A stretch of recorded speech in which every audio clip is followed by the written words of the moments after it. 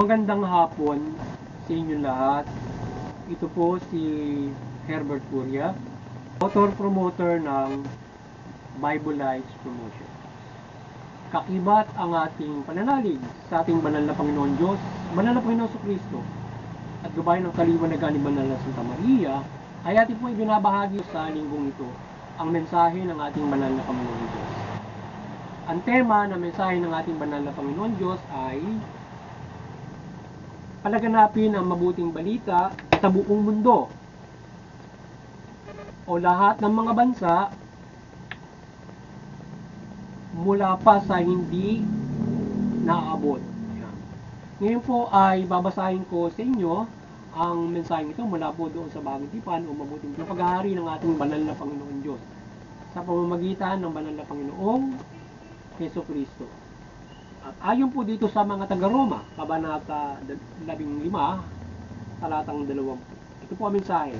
Ang hangad ko'y ipangaral ang mabuting balita sa mga dakong hindi kilala si Kristo, upang hindi ako mangaral sa napangaralan na ng iba, kundi ayon sa nasusulat, makakikilala ang hindi pa nakababalita tungkol sa Kanya, makaunawa ang hindi pa nakaririnig tungkol sa Kanya. Patuloy po natin sa Roma, Kabanata 15, talata 11. Ito po ang mensahe. At sinabi pa rin, purihin ninyo ang Panginoon, kayo mga hintil, at lahat ng bansa ay magpuri sa Kanya. Patuloy po natin sa mga taga-Efeso, Kabanata 3, talatang 7, hanggang ang mensahe. Sa kagandahan loob ng Diyos, ako'y ginawa niyang lingkod para sa mabuting balita sa pamamagitan ng kanyang kapangyarihan. Ako ang pinakahamak sa mga hinirang ng Diyos. Gayunman, minarapat ang ipagkaloob sa akin ang gawain ito. Ipahayag sa mga hintil na mabuting balita tungkol sa masagana at di malirik na pagpapala nagbubuhat kay Kristo.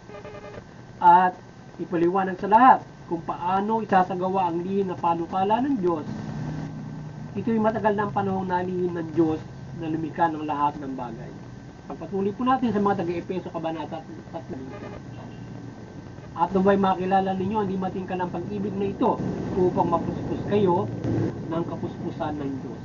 Ito po ang mensahe at salita ng ating banal na Panginoon Diyos. Ating pong pasan ang ating banal na Panginoon Diyos, banal na Panginoon Kristo at banal na Espiritu Santo, gayon din ang ating banal na Santa. Maraming salamat po sa ating banal na Panginoon Diyos, banal na Panginoon Kristo, banal na Espiritu Santo at banal na Santa Maria. Ngayon po naman ay paliliwanag ko sa inyo ang mga mensahe tumula sa tema na palaganapin ang mabuting balita sa buong mundo o lahat ng mga bansa mula sa hindi pa nais pong ipabati sa atin ng ating banal na Panginoon Diyos na ang kanyang kalooban o nais niya na tayong lahat ay maligtas. Nais niya na tayo ay maabot ng mabuting balita. At kaya sa pagsugo niya sa banal na Panginoon Kristo, humiram ito ng mga apostol para palaganapin ang mabuting balita sa buong mundo mula doon sa mga apostol at yun nila ng simbahan. Sa pagtatayo ng simbahan, ito ay sa iba't ibang mga dako ng ating bansa, iba't ibang dako ng mundo mula sa mga apostol na naglayag para ipahayag ang mabuting balita, kagaya ni San Pablo na hinirang naman na Panginoon Diyos, ang Panginoon Kristo na dati kalaban noong reliyong Kristiyano na nagpalaganap siya sa iba't ibang parte ng Asia o iba't ibang parte ng mundo.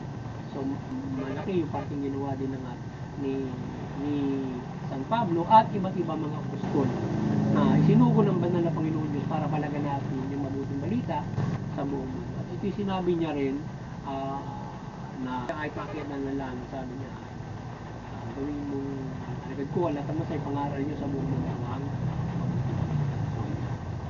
Yan ang nais ng banal na Panginoon Diyos na mapalaganap sa buong mundo.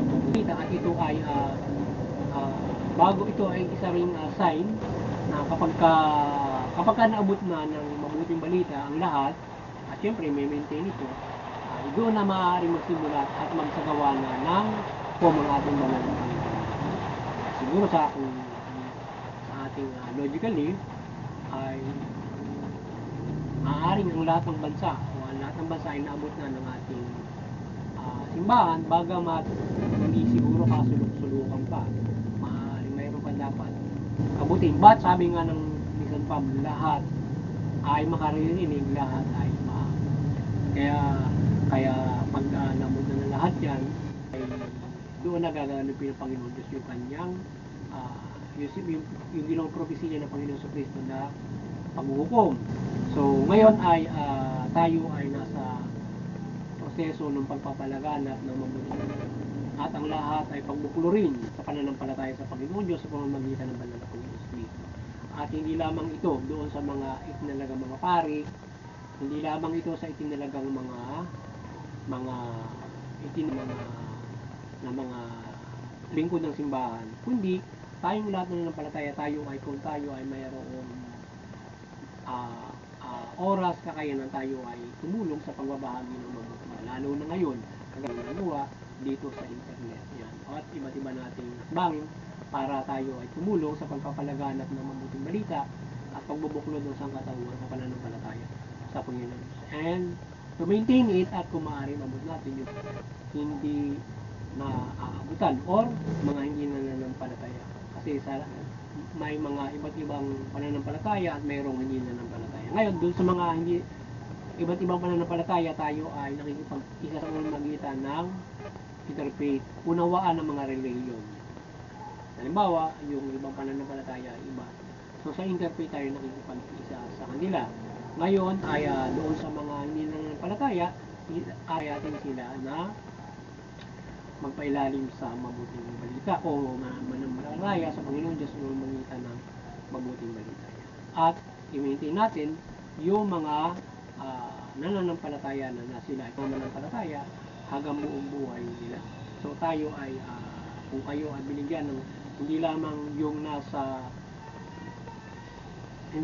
simbahan na binibigyan ng pagkakataon na magpamabuting o magpalaganap ng mabuting balita, kaya ng pari, tayo na halimbawa tayo mga nananampalataya, maaaring tayo ay may oras at mayroon tayong kaloob ang Espiritu Santo na tayo ay makaunawa, makapagbahagi, gawin natin ang mga bagay na yan na tayo ay nakapagbabahagi, sapagat yan ay unyo ng Espiritu Santo para tayo ay makapagbahagi ng mabuting balita. Yan. At gabay ng ating mananapostol. At may iba't iba tayong kakayanan o parte para sa simbahan, para sa mundong ito, kung paano tayo mamumuhay na kaisa ng ating simbahan para sa pagpapalaganap ng mabuting balita o paghahari ng ating mga Panginoon Diyos. Yan. From the church guidance to everyone. Ipailalim sa Panginoon Diyos o paghahari ng Panginoon Diyos ang lahat o sa pamamahala ng Panginoon Diyos mula sa ating simbahan.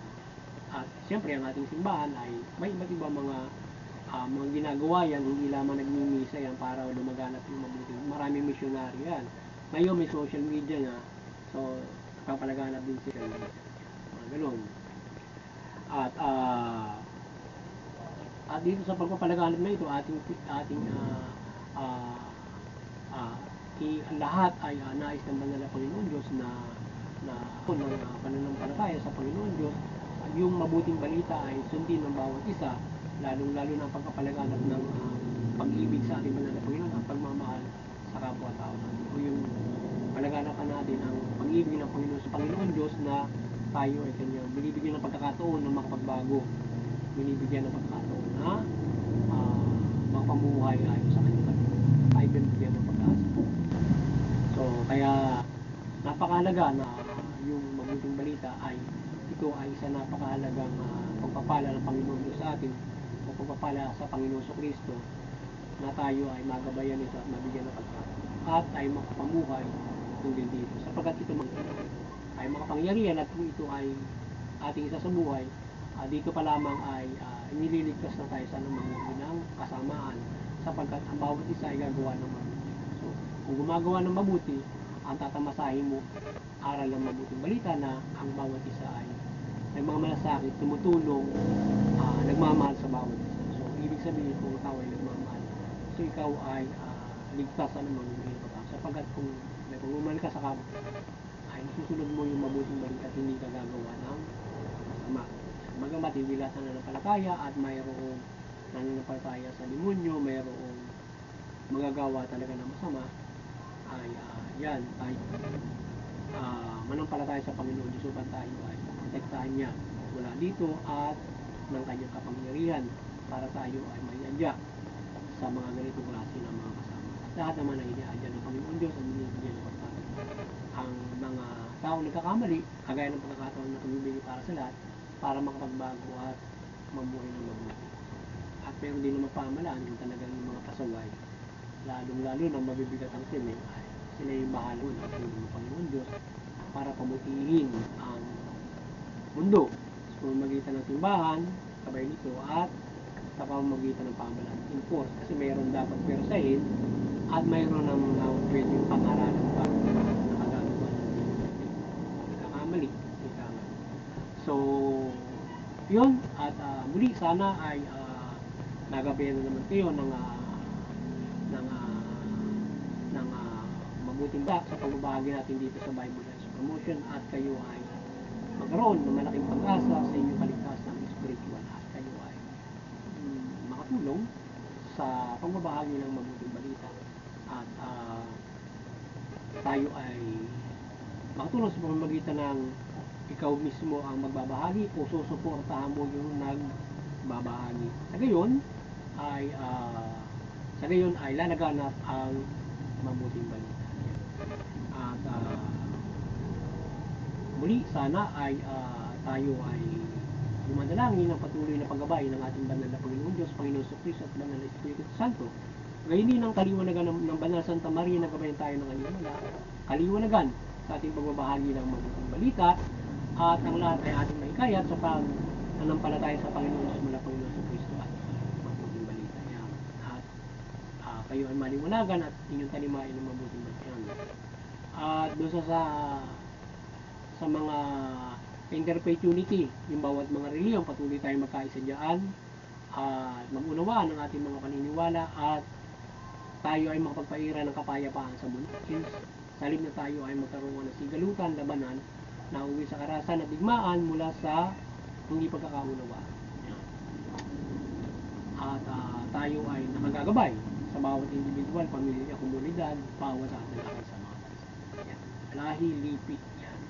At doon sa Vatican and CBCP, sana'y patuloy niyong pagpupuluri ng sangkatauhan mula sa Pilipinas sa pananampalataya sa ating Panginoon Diyos, banal na Panginoon sa Espiritu Santo. Patuloy ko yung gabayan ng ating dalangin, nagabayan kayo ng kaliwanagan ng banal na Santa Maria, at kayo pagliwanagin sa inyong misyon at paglilingkod sa ating banal na Panginoon. Sa ating munting kakayanan, sana'y patuloy tayong gabayan ng ating banal na Panginoon Diyos, Panginoon Kristo at Espiritu Santo. Ang banal na Santa Maria ng kanyang pagmilagro, kaliwanagan, at kayo ay ating patuloy na maikayat na tumalima sa mabuting balita at manampalataya sa